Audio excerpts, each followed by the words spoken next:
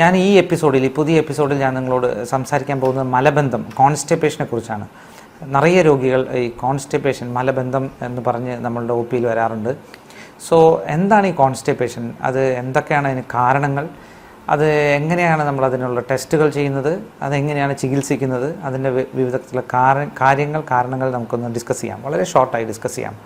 So ഈ constipation വളരെ ബുദ്ധിമുട്ട് പിടിച്ചൊരു ഡെഫിനിഷനാണ്. അതായത് എന്താണ് കോൺസ്റ്റിപ്പേഷൻ എന്ന് നമുക്ക് ഡിഫൈൻ ചെയ്യാൻ ഇത്തിരി ബുദ്ധിമുട്ടാണ്.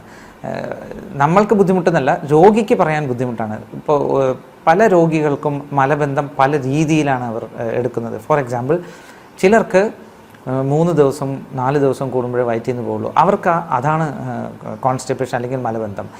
ചിലർക്ക് വയറ്റിൽ നിന്ന് പോകുമ്പോൾ പല പ്രാവശ്യമായി മുക്കേണ്ടി വരുന്നു, അതികഠിനമായി മുക്കിയാൽ മാത്രമേ വയറ്റിൽ നിന്ന് പോകുന്നുള്ളൂ, അവർക്കത് കോൺസ്റ്റിപ്പേഷനാണ്. ചില പേഷ്യൻസിന് വയറ്റിൽ നിന്ന് ഹാർഡായി, അതായത് മലം വളരെ കട്ടിയായി പോകുന്നു. സോ ഇങ്ങനെ പല തരത്തിൽ രോഗി എടുക്കുന്നത് പല തരത്തിലാണ്. ഓരോ രോഗികൾക്കും ഓരോ തരത്തിലാണ് മലബന്ധം എന്ന് പറയുന്നത്. സോ ഇതിനെല്ലാം ക്രോഡീകരിച്ച്, ഇതിനെല്ലാം ഒന്ന് ചേർത്ത് എന്താണ് മലബന്ധം എന്നൊരു ഡെഫിനിഷൻ ആക്ച്വലി മോഡേൺ മെഡിസിൻ കൊണ്ടുവന്നിട്ടുണ്ട്. സോ അത് വളരെ സിംപ്ലിഫൈഡ് ആയിട്ട് ഞാൻ പറയാം. ഇപ്പോൾ ഒരു 3 മാസത്തിൽ ഈ രോഗി കഴിഞ്ഞ 3 മാസത്തിൽ ഈ ചില സിംറ്റംസ് ഉണ്ടെങ്കിൽ, ഈ ചില ലക്ഷണങ്ങളുണ്ടെങ്കിൽ, ഫോർ എക്സാമ്പിൾ നമ്മൾ 3 ദിവസത്തിന് ശേഷം മാത്രമേ നമുക്ക് വയറ്റിൽ നിന്ന് പോകുന്നുള്ളൂ, എല്ലാ 3 ദിവസം കൂടുമ്പോഴേ നമ്മൾ വയറ്റിൽ നിന്ന് പോകുന്നുള്ളൂ, അത് ഒരു സിംറ്റമാണ് കോൺസ്റ്റിപ്പേഷൻ്റെ. 2, നമ്മൾ ടോയ്ലറ്റിൽ ഇരുന്നാൽ, അതായത് നമ്മൾ ഈ ടോയ്ലറ്റിൽ ഇരുന്ന് കഴിഞ്ഞാൽ നമ്മൾ അതിൽ മുക്കേണ്ടി വരിക, അതികഠിനമായി മുക്കേണ്ടി വരിക. സോ അത് ഒരു ലക്ഷണമാണ്. പോയാലും ഒരു തൃപ്തി വരാതെ ഇനിയും പോകാനുണ്ട്, ഇനിയും മലം പോകാനുണ്ടെന്നൊരു തോന്നൽ, സോ ഇൻകംപ്ലീറ്റ് ഇവാക്വേഷൻ എന്ന് പറയും, അത് ഒരു സിംറ്റമാണ്. പിന്നെ ഹാർഡ് സ്റ്റൂൾസ്, വയറ്റിൽ നിന്ന് പോകുന്നതെല്ലാം ഭയങ്കര കട്ടിയായി പോകുന്ന ഒരവസ്ഥ, അതും ഒരു ഡെഫിനിഷൻ ക്രൈറ്റീരിയയാണ്. പിന്നെ വയറ്റിൽ നിന്ന് കഫം പോവുക, അങ്ങനെ ഇതോടെ ചേർത്ത് മറ്റു ചില സിംറ്റംസും കൂടെ ചേർത്താണ് നമ്മൾ ഈ കോൺസ്റ്റിപ്പേഷൻ. ഇതൊരു രോഗിക്ക് ഏകദേശം 3 മാസം ഈ പ്രശ്നങ്ങളുണ്ടെങ്കിൽ നമ്മൾ ആ രോഗിക്ക് കോൺസ്റ്റിപ്പേഷൻ ഉണ്ടെന്ന് പറയും, അതായത് മലബന്ധം ഉണ്ടെന്ന് പറയും. സോ ഇത് ആർക്കൊക്കെ ആർക്കും വരാം, ഈ ലക്ഷണങ്ങൾ ആർക്കും വരാം. പക്ഷേ ഇത് മാത്രമല്ല ലക്ഷണങ്ങൾ. സോ ഇത്രയും പ്രശ്നങ്ങളുണ്ടെങ്കിൽ നമ്മളൊരു ഡോക്ടറെ കൺസൾട്ട് ചെയ്യണം. സോ കൺസൾട്ട് ചെയ്യുമ്പോൾ ഡോക്ടർ ആ രോഗിയുടെ പല അവസ്ഥകൾ പരിശോധിക്കും. ഫോർ എക്സാമ്പിൾ, ലൈഫ് സ്റ്റൈൽ, അവരുടെ ജീവിത രീതി. ഇപ്പം ചിലർ പറയും, സാറേ ഞാൻ നിറയെ വെള്ളം കുടിക്കുന്നുണ്ട്. ഞാൻ ചോദിക്കും, ഈ മലബന്ധം വരാതിരിക്കണമെങ്കിൽ പ്രധാനമായും വെള്ളം കുടിക്കണം. ചോദിക്കുമ്പോൾ നിറയെ വെള്ളം കുടിക്കുന്നുണ്ട്, പക്ഷേ അവനൊരു ഭയങ്കര ഒരു ഹാർഡ് വർക്കറായിരിക്കും, ഒരു ഹാർഡ് ലേബറായിരിക്കും, ഒരു കല്ലുവെട്ടി പണിയെടുക്കുന്ന ഒരാൾ. ഈ നിറയെ വെള്ളം കുടിക്കുന്നത്, അവൻ നിറയെ വിയർത്ത് പോകുമ്പോൾ അവൻ അതിനനുസരിച്ച് വെള്ളം കുടിക്കണം, പക്ഷേ അത് ആക്ച്വലി ഉണ്ടാവില്ല. സോ ജലത്തിൻ്റെ അംശം നഷ്ടപ്പെട്ട് അപ്പോൾ കോൺസ്റ്റിപ്പേഷൻ വരാം. സോ ജീവിത രീതി ഡോക്ടർ അസസ് ചെയ്യും, അത് വളരെ ഇമ്പോർട്ടൻ്റ് ആണ്. ഒരു ഡ്രൈവർ, ലോങ് ഡിസ്റ്റൻസ് ഡ്രൈവേഴ്സ്, അവരുടെ പ്രശ്നം എന്താണെന്ന് വെച്ച് കഴിഞ്ഞാൽ അവർ ഇവിടെ നിന്ന് ഒരു 4 മണിക്കൂർ 5 മണിക്കൂർ ഡ്രൈവ് ചെയ്യുമ്പോൾ അവർ വെള്ളം കുടിക്കുന്നത് കുറവായിരിക്കും. കാരണം കൂടുതൽ വെള്ളം കുടിച്ചാൽ അവർക്ക് പല പ്രാവശ്യം നിർത്തേണ്ടി വരും മൂത്രം ഒഴിക്കാനായിട്ട്. സോ അങ്ങനെ അവൻ്റെ ലൈഫ് സ്റ്റൈൽ, അവൻ്റെ വർക്ക്, ഇതെല്ലാം ഒരു നല്ല ഡോക്ടർ അസസ് ചെയ്യണം ഒരു കോൺസ്റ്റിപ്പേഷൻ പേഷ്യൻറ്റിന്. അടുത്തത്, അവൻ എന്തെങ്കിലും തരത്തിലുള്ള മരുന്നുകൾ കഴിക്കുന്നുണ്ടോ, അതായത് എന്തെങ്കിലും അലോപ്പതി പ്രത്യേക ചില മരുന്നുകളുണ്ട്, അതൊക്കെല്ലാം കഴിച്ചു കഴിഞ്ഞാൽ കോൺസ്റ്റിപ്പേഷൻ വരാനുള്ള സാധ്യതകൾ കൂടുതലുള്ള ചില മരുന്നുകളുണ്ട്, അത് കഴിക്കുന്നുണ്ടോ എന്ന് ശ്രദ്ധിക്കണം.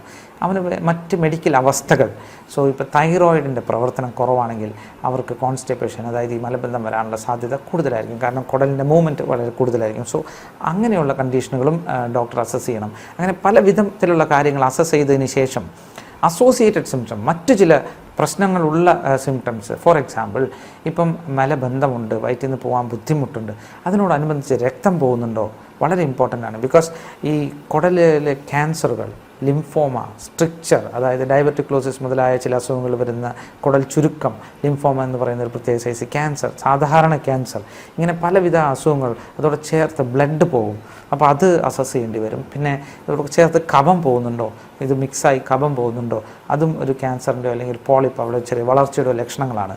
ഞാൻ പറഞ്ഞു വരുന്നത്, മലബന്ധം ഒരു സാധാരണ അസുഖമല്ല. സോ മലബന്ധം വരുമ്പോൾ അതിൻ്റെ അസസ്മെൻറ്റ്, സാധാരണ ഒരു വയറ്റിൽ നിന്ന് പോകാനുള്ള ബുദ്ധിമുട്ട്, ഇപ്പം ചിലർ പറയും, വയറ്റിൽ നിന്ന് പോകാൻ ബുദ്ധിമുട്ടായിരുന്നു, അപ്പോൾ ഞാൻ പോയി ആയുർവേദത്തിൽ ഇന്ന മരുന്ന് കഴിച്ചു, അല്ലെങ്കിൽ അലോപ്പതിയിൽ ഇന്ന മരുന്ന് കഴിച്ചു, വയറിളക്കാനുള്ള മരുന്ന് കഴിച്ചു, ഞാൻ എണ്ണ കുടിച്ചു. സോ അതെല്ലാം അല്ല അതിൻ്റെ ഒരു ചികിത്സ. Assessment is very important. അതിന് മൊത്തത്തിൽ ഒരു രോഗിയെ മൊത്തത്തിൽ കണ്ട് എന്തെല്ലാം റിസ്ക് ഫാക്ടേഴ്സ് ആ പേഷ്യൻ്റിനുണ്ട് എന്ന് ഇനീഷ്യലി നമ്മൾ അസസ് ചെയ്താലേ ഇതൊരു സാധാരണ കോൺസ്റ്റിപ്പേഷനാണോ അല്ലെങ്കിൽ constipation associate associated with other disease, അതായത് മലബന്ധം മറ്റ് കാരണങ്ങളെ കൊണ്ട് വരുന്നതാണോ എന്ന് നമ്മൾക്ക് ഒരു ക്ലിനിക്കൽ ജഡ്ജ്മെൻറ്റിൽ നമ്മൾക്ക് മനസ്സിലാക്കാൻ സാധിക്കും. സോ അതിലേറ്റവും ഇമ്പോർട്ടൻ്റ് ആയിട്ടുള്ള ഏറ്റവും പ്രധാനപ്പെട്ട വസ്തുത ഈ മലബന്ധം ക്യാൻസറുകൾ അല്ലെങ്കിൽ സർജറി വേണ്ട, മുറിച്ച് മാറ്റേണ്ട, കുടൽ മുറിച്ച് മാറ്റേണ്ട അസുഖങ്ങളെ കൊണ്ടുള്ള മലബന്ധമാണോ എന്നുള്ളതാണ് ഏറ്റവും പ്രധാനപ്പെട്ട വസ്തുത. സോ ഫോർ എക്സാമ്പിൾ ഞാൻ നേരത്തെ പറഞ്ഞു ക്യാൻസറുകൾ, ലിംഫോമ, ഡയബറ്റിക്ലോസിസ് എന്ന് പറയുന്ന കുടലിൽ കുമിള പോലെ വരുന്നൊരു പ്രത്യേക അസുഖമുണ്ട്. ഈ വൻകുടലിൻ്റെ ഭിത്തികളിൽ വീക്ക്നെസ് വന്ന് അത് ഉണ്ടോ, അല്ലെങ്കിൽ മറ്റെന്തെങ്കിലും രീതിയിൽ കുടൽ ചുരുങ്ങിയിട്ടുണ്ടോ, ഇത്തരത്തിലുള്ള അസുഖങ്ങൾ, അതായത് റിസെക്ഷണൽ സർജറി, ഓപ്പറേഷൻ മൂലമുള്ള അസുഖങ്ങളെ കൊണ്ടുള്ള എന്തെങ്കിലും ആണോ ഈ കോൺസ്റ്റിപ്പേഷൻ എന്ന് ആദ്യം ഹിസ്റ്ററിയിൽ, അതായത് രോഗിയുടെ അവസ്ഥയിൽ, ലക്ഷണങ്ങളിൽ നിന്ന് നമ്മൾ ആദ്യം മനസ്സിലാക്കണം. പിന്നെ ഏറ്റവും പ്രധാനപ്പെട്ട ഒരു വസ്തു എന്ന് പറഞ്ഞാൽ ഈ എന്തെങ്കിലും ഒരു ലക്ഷണമുണ്ടെങ്കിൽ ഈ രോഗിയെ നമ്മൾ ആദ്യമായി നമ്മളൊരു കോളനോസ്കോപ്പി, ഒരു വൻകുടൽ പരിശോധന, ആസനവായുവിൻ്റെ ഉള്ളിൽ കൂടെ ഒരു ക്യാമറ കയറ്റി മൊത്തം വൻകുടൽ നോക്കി അത് പരിശോധിക്കണം. കാരണം ഒരു ക്യാൻസർ മിസ് ചെയ്യാൻ ഒരിക്കലും പാടില്ല. ബിക്കോസ് വൻകുടൽ ക്യാൻസറുകൾക്ക് നല്ല റിസൾട്ടാണ് സർജറിയിൽ. സോ അങ്ങനെ ക്യാൻസറോ കുടൽ ചുരുക്കമോ അങ്ങനെയെല്ലാം ഒന്നുമില്ല എങ്കിൽ ഇത്തരത്തിലുള്ള രോഗികളെ എങ്ങനെ ചികിത്സിക്കാം? സോ എന്തെങ്കിലും രീതിയിൽ തടസ്സം വരുത്തുന്ന അസുഖങ്ങളുണ്ടെങ്കിൽ സർജറിയാണ് അതിന് ചികിത്സ. അങ്ങനെയെല്ലാം ഒന്നുമില്ല, സാധാരണ കോൺസ്റ്റിപ്പേഷനാണ്. അതിൻ്റെ റിസ്ക് ഫാക്ടേഴ്സ് എടുത്തു മാറ്റണം. ഫോർ എക്സാമ്പിൾ ഇപ്പോൾ തൈറോയിഡിൻ്റെ പ്രവർത്തനം കുറവായുള്ള രോഗിയാണെങ്കിൽ അത് തൈറോയിഡ് ചികിത്സിച്ചാൽ രോഗിക്ക് നോർമലാകും. ഇപ്പം മറ്റുള്ള വെള്ളം കുടിക്കുന്നതോ അല്ലെങ്കിൽ ഹൈ ഫൈബർ ഡയറ്റ്, അതായത് നാരുള്ള ഭക്ഷണം കഴിക്കുന്നതോ കുറവായിട്ടുള്ള രോഗികളാണെങ്കിൽ അവർക്കത് കൊടുത്താൽ അത് ശരിയാവും. ഇങ്ങനെ മറ്റുള്ള അസുഖങ്ങളെല്ലാം ചികിത്സിച്ചിട്ടും കോൺസ്റ്റിപ്പേഷൻ ഉണ്ടോ എങ്കിൽ അവർക്കൊരു 3 മാസത്തേക്കെങ്കിലും ഒരു വയറ്റിൽ നിന്ന് കുറച്ച് അയഞ്ഞു പോകാനുള്ള, വയറിളക്കാനുള്ള മരുന്ന് കൊടുക്കരുത്. അയഞ്ഞു പോകാനുള്ള ഹൈ ഫൈബർ നമ്മൾ 3 മന്ത്സ് നമ്മൾ ഒരു ട്രയൽ കൊടുക്കണം.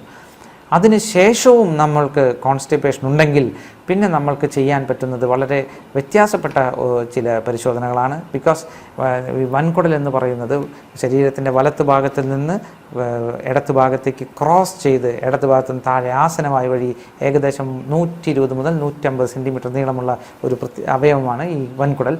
സോ അതിൻ്റെ ഏത് ഭാഗം, ഈ സെഗ്മെൻ്റൽ കോൺസ്റ്റിപ്പേഷൻ ഒരു പ്രത്യേക ഭാഗത്തിനാണോ പ്രശ്നം, അല്ലെങ്കിൽ മൊത്തത്തിൽ പ്രശ്നമുണ്ടോ, അല്ലെങ്കിൽ ഈ മലം പോകുന്ന ഔട്ട്ലെറ്റ് പുറത്തേക്കുള്ള ആസനവായുടെ ഭാഗത്താണോ പ്രശ്നം, ഇത് ഇങ്ങനെ തിരിച്ചറിയാനായിട്ട് ഇതിന് ഏറ്റവും നല്ലത് കൊളോണിക് ട്രാൻസിറ്റ് സ്റ്റഡി എന്ന് പറയും. അതായത് നമ്മളൊരു ചെറിയ ഗുളികയിൽ ഒരു 24 മാർക്കർ വിഴുങ്ങിക്കഴിഞ്ഞ് 3 ദിവസം 5 ദിവസം ചേരുമ്പോൾ നമ്മൾ എക്സ്റേ എടുത്ത് നോക്കുക. ആ എക്സ്റേ എടുത്ത് നോക്കിക്കഴിഞ്ഞാൽ ഈ വിഴുങ്ങിയ മാർക്കർ മൊത്തം വൻകുടലിൽ വ്യാപിച്ച് കിടക്കുന്നുണ്ടെങ്കിൽ അതിനർത്ഥം മൊത്തം കുടലിൽ പ്രശ്നമുണ്ട്. സ്ലോ ട്രാൻസിറ്റ്, അതായത് കുടലിൻ്റെ ചുരുങ്ങി വിടൽ കുറവാണ്. സോ അതുകൊണ്ട് മലത്തിനെ പുഷ് ചെയ്യാനുള്ള കപ്പാസിറ്റി പേഷ്യന് കുറവാണ്. സോ അതാണ് സ്ലോ ട്രാൻസിറ്റ് കോൺസ്റ്റിപ്പേഷൻ എന്ന് പറയും.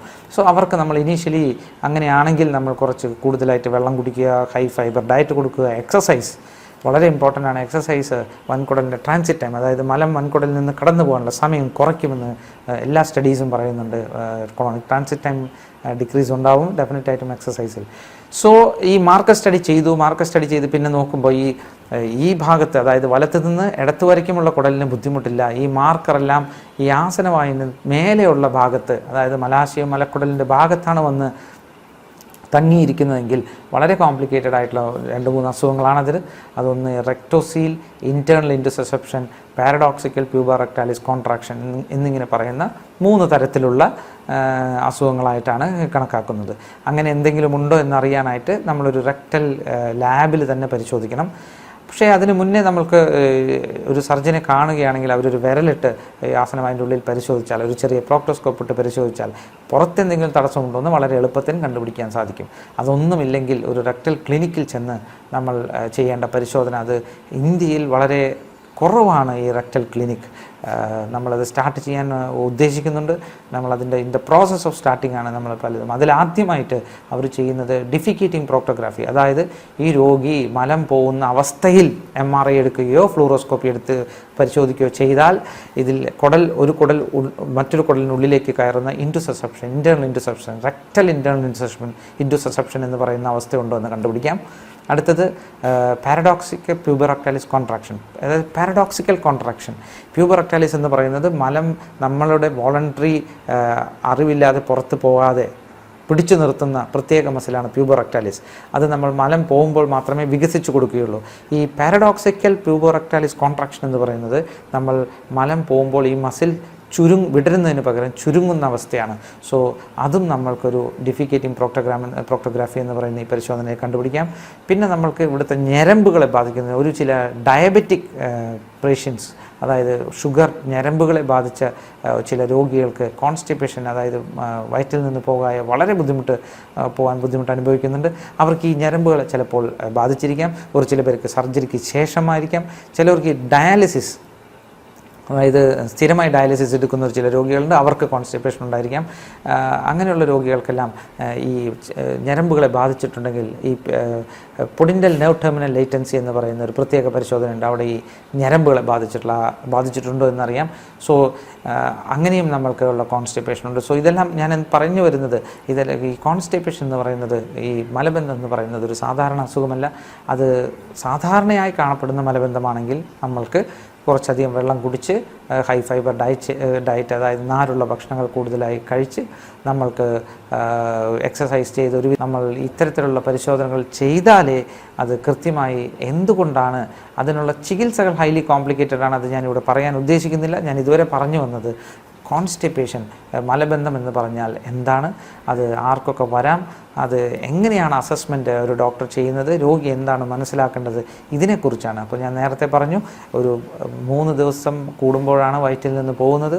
അപ്പോൾ ഓരോ പ്രാവശ്യം പോകുമ്പോഴും ഒരുപാട് മുക്കേണ്ടി വരുന്ന ഒരവസ്ഥ, അതല്ലെങ്കിൽ പോകുന്നതെല്ലാം ഭയങ്കര ഹാർഡായി കട്ടിയായി പോകുന്നൊരവസ്ഥ, അതിൻ്റെ കൂടെ ഈ മ്യൂക്കസ് അങ്ങനെ പോകുന്നൊരവസ്ഥ, അതായത് കഫം പോകുന്ന അവസ്ഥ, പിന്നെ പോയാലും പോയി തീർന്നില്ല എന്ന് തോന്നുന്ന അവസ്ഥ, ഇതെല്ലാം കോൺസ്റ്റിപ്പേഷൻ എന്ന് പറയുന്ന ഈ മലബന്ധത്തിൻ്റെ പല അവസ്ഥാന്തരങ്ങളാണ്. സോ ഇതെല്ലാം ഒരു വിദഗ്ധ ഡോക്ടറെ കൊണ്ട് കാണിച്ചാൽ നിങ്ങൾക്കത് എന്താണെന്ന് മനസ്സിലാക്കി കൃത്യമായ ചികിത്സ എടുത്താൽ അതിന് വളരെയധികം മാറ്റങ്ങൾ സംഭവിക്കും. ഈ വീഡിയോ നിങ്ങൾക്ക് ഇഷ്ടപ്പെട്ടെങ്കിൽ നിങ്ങൾ ലൈക്ക് ചെയ്യാം, നിങ്ങളുടെ ഫ്രണ്ട്സിന് ഷെയർ ചെയ്യുക. നിങ്ങൾക്ക് ഞങ്ങളുടെ ചാനലിൽ നിന്ന് പുതിയ വീഡിയോസ് വേണമെങ്കിൽ ആ ഒരു ബെൽ ബട്ടൺ ഞെക്കി സബ്സ്ക്രൈബ് ചെയ്യുക. നന്ദി, നമസ്കാരം.